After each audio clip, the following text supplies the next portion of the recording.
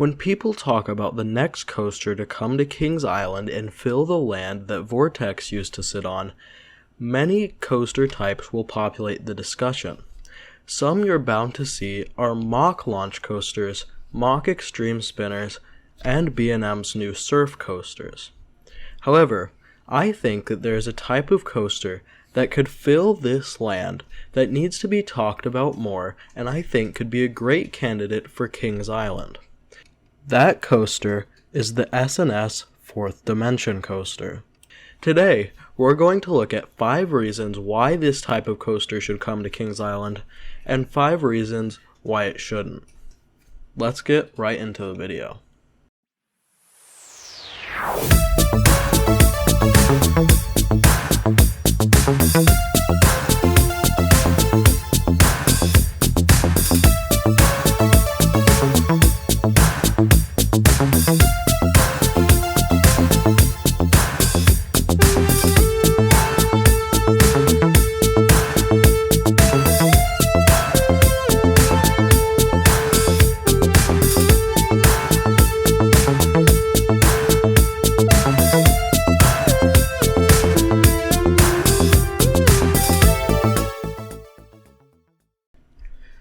Reason number 1 why this coaster should come to Kings Island is that Kings Island is lacking in intense coasters. Intense coasters are not what Kings Island is known for. Now, I'm not trying to say that Kings Island's coasters aren't thrilling. Diamondback has some great airtime, Orion is a terrific giga coasters, and Banshee's inversions are really fun. However, what these coasters lack is intense positive and lateral g-forces, as well as strong ejector airtime. A coaster that could provide some of this intensity is the S&S 4-Dimension Coaster, as coasters from this model, such as X2 and Eejanaika, are known to be some of the most intense coasters in the world. However, while most enthusiasts enjoy a good intense coaster, some GP don't like it, which brings us to reason number 1 why this isn't a good candidate for Kings Island, which is it might be seen as too intense by the general public. This was a problem with Kings Dominion's Intimidator 305 Giga Coaster. While this coaster is very popular with enthusiasts, it never has a line because the general public knows how intense it is and is therefore quite scared of it. Because of that, Intimidator 305 is generally regarded as a failure from a business perspective, which is why Cedar Fair would be wary to try any super intense types of coasters again. Reason number 2 why this coaster should come to Kings Island is that S&S still sells the coaster model. It's still available on their website and can be purchased by any park willing to make the purchase of the coaster, as far as I can tell. However, this leads us to our number 2 reason why it might not happen, which is S&S hasn't sold one of these since 2012 when they sold Dinoconda in China. This means that since it hasn't been sold for over 10 years, it might not be offered anymore by the company, or it might just be that nobody has bought one. Regardless, the fact that a new one of these hasn't been built for 10 years isn't a good sign for those who want to see this coaster model come to the park. Reason number 3 that this coaster should come to the park is that it's a very unique roller coaster model. Kings Island is lacking in unique coasters, as most of its headliners are coasters that can be found at many other parks. This would make Kings Island a very unique park, as only one other park in the United States has a 4th Dimension coaster, which is all the way in California. However, because it's so unique, this coaster model might also be a big reliability risk.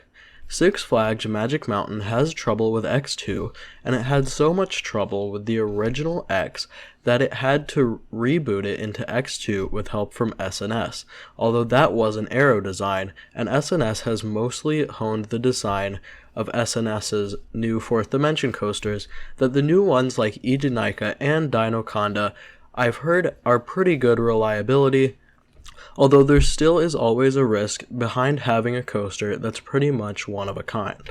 Reason number 4 why this coaster belongs at Kings Island is that it would be a great coaster type to pay homage to the legendary Vortex. This coaster would be a magnificent visual statement just like Vortex was sitting in that plot of land. As well, it could also be themed to Vortex, have the same color scheme, and have a similar name and logo, with the name being something like Vortex Reborn or something along those lines. Personally, I think that the large loops and inversions of this coaster model would be great to pay homage to the amazing visual statement that Vortex was.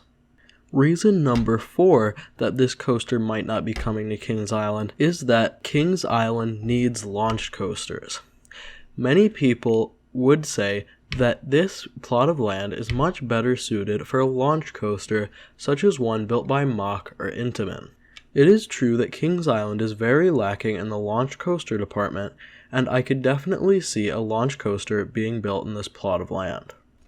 And finally, reason number 5, what I think is the biggest reason that Kings Island needs a coaster like this, is that it would make Kings Island an elite park. Kings Island's coasters are great, but Kings Island lacks that one headlining coaster, that one coaster that's in the top 10 best in the world that would make it truly one of the greatest parks ever in the world for coasters. If S&S built this coaster to perfection, it could become the greatest coaster on Earth, and that's why I think Kings Island needs an S&S 4th Dimension coaster to make it an elite park, the status of other parks like Cedar Point that have headlining top 5 in the world coasters. And Cedar Point is what brings us back to our number 5 reason that this would not come to Kings Island, which is that Cedar Point is a big destination park for Cedar Fair. Cedar Fair wouldn't want to risk making Kings Island a bigger destination than their number 1 destination, Cedar Point, by adding something so huge and so travel-worthy to Kings Island.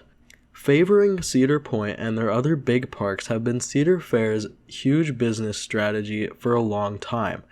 And while it seems they might be stepping away from that by adding new coasters to their smallest parks their last few years, I think that they will continue to do this in the long term, which in my opinion is the biggest reason why we might not see a coaster like this added to Kings Island.